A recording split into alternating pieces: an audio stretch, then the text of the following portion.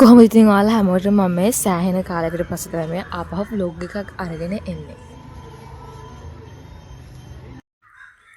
ඉතින් හරියටම කොච්චර කාලයකට පස්සේ කියනවා නම් මං හිතන්නේ මං අන්තිම වීඩියෝ එක දැම්මේ මාස 5කට විතර කලින්. කම්මැලිකම තමයි ඇත්තට මේ ඔක්කොටම හේතුව.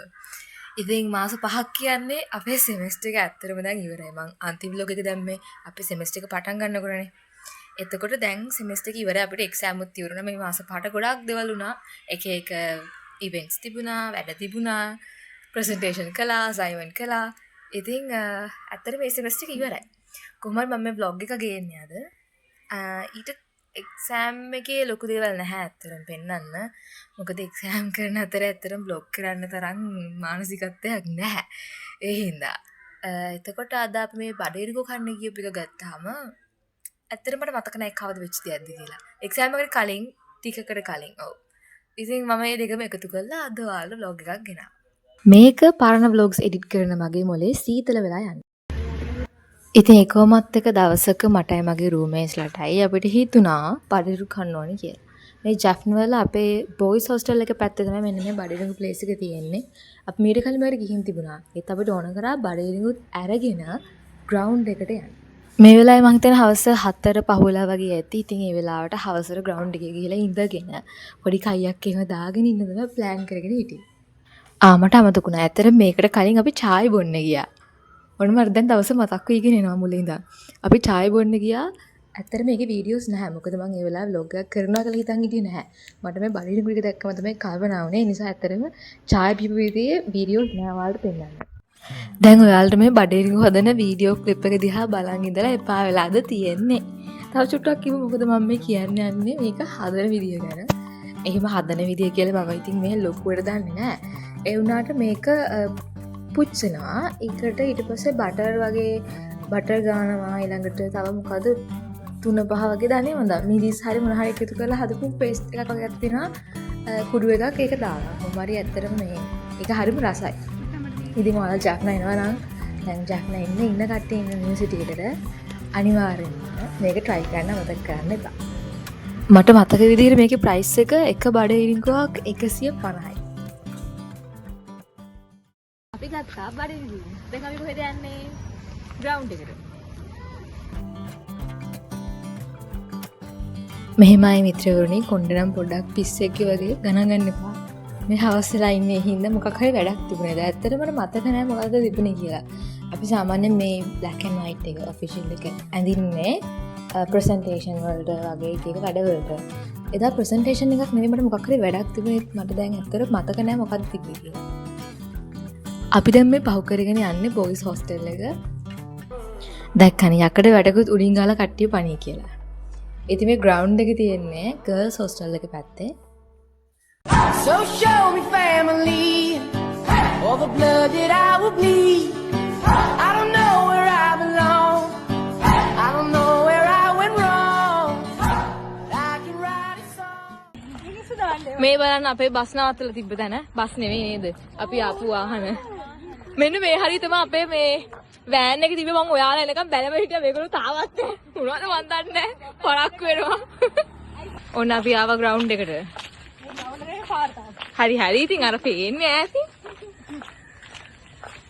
මේ ආන් මගේ ආසම ස්ටඩි ස්පොට් එක තියෙනවා. මම ඊයේ පාන්දර තොසන්ට ආවා. දෙකට විතර? Manisha could never. Manisha could never. මං ඒ කියන්නේ ඇත්තට මෙන්න මේ ගේට් එක ගැන. මේ තියෙන ග්‍රවුන්ඩ් එක ගාව අපිට බොන්න ගන්න වතුර පුරව ගන්න පුළුවන් තැනක්. මොකද මෙහි නිකන් වතුර බොන්න බෑනේ. ෆිල්ටර් වතුර තමයි බොන්නේ.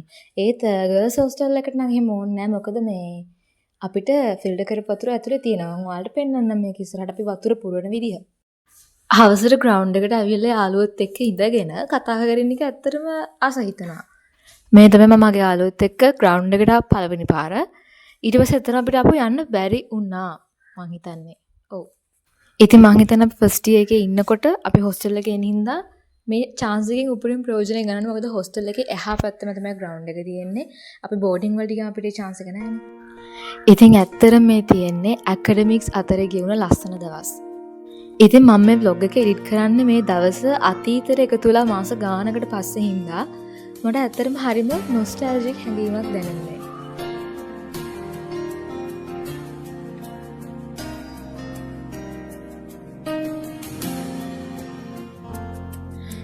සිහිනයක් වාගේ ජීවිතේ මාගේ වේදනා පාවෙලා මාගෙන් හැම ලස්සන දෙයක්ම අවසානයේට ලං වෙනවා වගේ. ඉතින් ඉන්න මේ දවසේ අවසානයේ හවස 6:00ට ලං වෙච්ච හින්දා අපි හැමෝම ආපහු හොස්ටල් එකට ගියා. මොකද අපි 6:00ට කලින් හොස්ටල් එකට යන්න ඕනේ.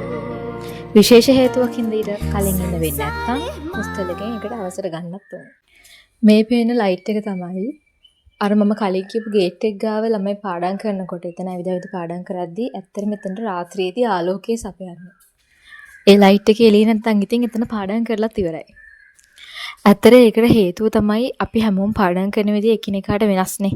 සමහර කට්ටිය පුටුවක ඉඳගෙන පිළිවෙලට එහෙම පාඩම් කරන කට්ටිය ඉන්නවා. ඒ වගේම සමහර අයට එහෙම කරන්න බෑ. දැන් මට වගේ ගත්තාම ඇත්තට මම කැමති ඇවිද පාඩම් කරන්න. ඒ නිසා මං හිතන්නේ ඉඳගෙන වැඩක් කරන ස්ටඩි බ්ලොග් එකක් ගෙන එක නම් ලේසි වැඩක් වෙන එකක් නෑ. මේ vlog එක එඩිට් කරන වෙලාවෙදී මං ඉන්නේ ගෙදර. මොකද අපි ෆස්ට් සෙමෙස්ටර් එක ඉවරලා අපිට නිවාඩු හම්බුණා. ඒ නිසා අපි හැමෝම තම තමන්ගේ ගමරට ගිහලා ගියා. ඒත් මට මේ වීඩියෝ ක්ලිප්ස් දාගෙද්දී තව ටික දවසකින් මේ ඉවර වෙන නිවාඩුවෙන් පස්සේ අපි ඊළඟ සෙමෙස්ටර් එක පටන් ගන්නවා. ආපහු යාපනට යන්න ඕනේ කෙනෙක්.